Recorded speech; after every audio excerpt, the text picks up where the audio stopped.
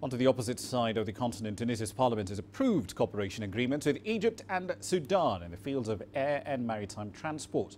It's part of the North African nation's economic vision to increase its economic ties with the rest of the continent. Here's CGTN's Anin Chouachi on this ambitious project. The Tunisian parliament passed at a plenary session a cooperation agreement between Tunisia and Egypt in the field of maritime transport.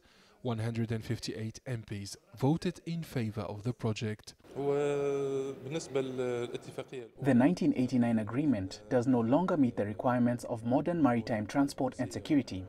The new agreement guarantees the safety of the crews, the merchandise, the cargo ships and ports in both Tunisia and Egypt.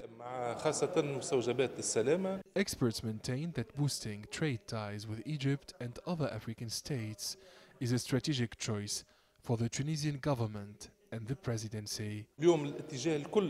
Egypt has always been a brotherly Arab and African country and an economic partner. Tunisia's goal is to edge up Tunisian-African commercial transactions, currently at $1.24 billion by $2.5 billion by 2020, and to increase economic exchange between all African nations, especially Egypt. The Commission of Agriculture and Trade has also defended a cooperation bill with Sudan in the field of air transport. The project was approved by both the ruling and opposition parliamentary blocs. The new agreement has replaced the 1980 convention between Tunis and Khartoum. It aims to reinforce security at airports and air transport in general.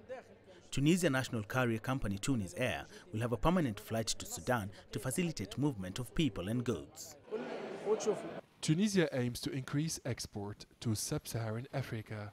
Tunisia's commercial transactions towards sub-Saharan countries are less than 2% of the country's total activity.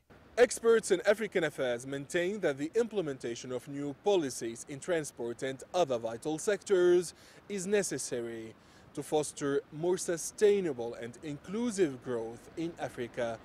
Tunisians believe that improving the quality and the security of commercial transport with Egypt and Sudan is a positive step, but more needs to be done. Anin Chouachi, CGTN, Tunis.